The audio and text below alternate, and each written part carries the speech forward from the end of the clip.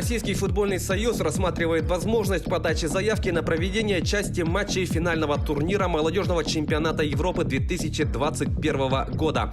Напомним, ранее футболисты молодежной команды России впервые с 2013 года завоевали право принять участие в финальной стадии турнира, заняв первое место в отборочной группе со сборными Польши, Болгарии, Сербии, Эстонии и Латвии. Матчи финальной части чемпионата пройдут в Венгрии и Словении в два этапа с 24 марта по 6 июня. Жеребьевка же турнира пройдет 10 декабря в швейцарском Ньоне.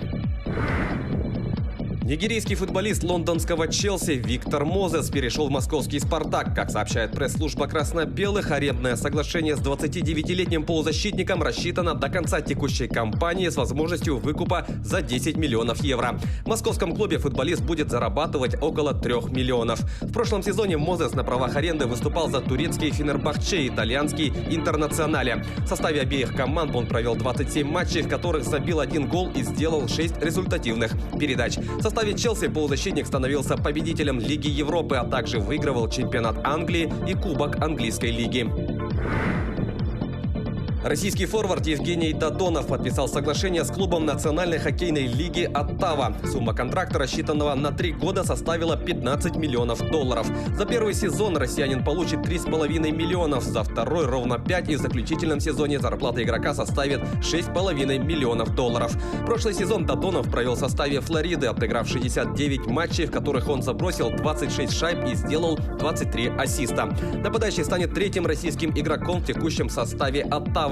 Цвета канадского клуба помимо Додонова защищают форвард Артем Анисимов и защитник Никита Зайцев.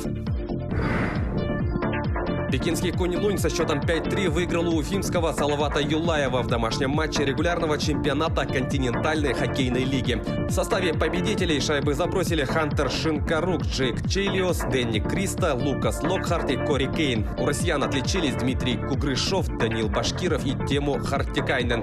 Кунь-Лунь прервал 6-матчевую серию поражений. Клуб идет на последнем 12-м месте турнирной таблицы Восточной конференции, имея в активе 5 очков. Уфимцы занимают 5-е место, набрав 21 пункт. В следующем матче пекинская команда дома примет нижегородская «Торпедо», а Салават в гостях сыграет с омским «Авангардом».